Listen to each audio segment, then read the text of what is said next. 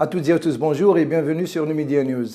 Le ministre des Affaires étrangères, M. Ramtan Lamamra, et son homologue marocain n'ont eu aucun entretien en marge de la réunion ministérielle de Bamako, a indiqué hier le porte-parole du ministère des Affaires étrangères, M. Ammar Billani.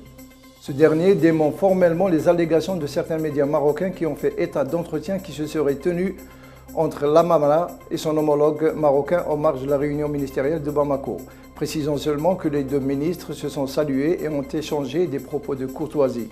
Il n'y a eu ni entretien ni discussion sur la prétendue ouverture d'un dialogue, a ajouté M. Billani.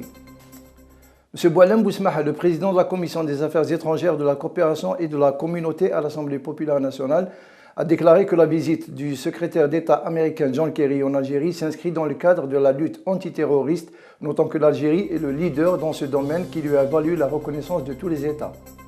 Les États-Unis souhaitent que l'Algérie devienne la plaque tournante de la lutte antiterroriste. Dans une déclaration à la radio nationale, M. Boualem Bousmaha a précisé que la nouvelle politique des États-Unis et de l'Union européenne repose sur la situation des droits de l'homme dans la région du Maghreb arabe en général et la cause sahraoui en particulier.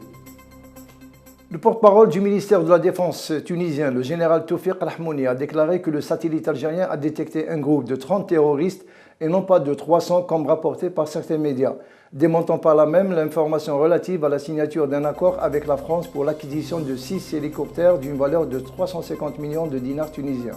Par ailleurs, les services de sécurité algériens ont été destinataires d'un dossier complet sur la contrebande de véhicules. 2 individus ont été arrêtés dans la région de Tébessa et El Oued à bord de 2 véhicules sans papier en provenance de Tunisie. De leur côté, les services tunisiens ont lancé des recherches par crainte de l'utilisation de ces véhicules dans des attentats suicides. Le mouvement de voitures sans papier entre la Tunisie, l'Algérie et la Libye inquiète beaucoup les autorités de ces 3 pays. Dans sa première apparition depuis plus d'1 an, Saif al-Islam Kadhafi a déclaré qu'il est en bonne santé et que peu lui importe la ville où il sera jugé. L'important est que ce soit en Libye. Dans une courte déclaration à la chaîne Al-Asema, diffusée très tard, Saif-Din ne voit pas d'inconvénient à ce qu'il soit transféré de Zenten à Tripoli pour être jugé. Zenten est la ville où il est détenu depuis le mois de novembre 2011, alors qu'il tentait de fuir vers la frontière du Niger. Le Maroc abritera le 14 novembre une conférence régionale pour le renforcement sécuritaire des frontières entre les pays du Sahel et le Maghreb arabe, a déclaré mardi la ministre marocaine en marge de la première conférence ministérielle sur la stratégie intégrée de l'Organisation des Nations Unies sur le Sahel qui se tient à Bamako.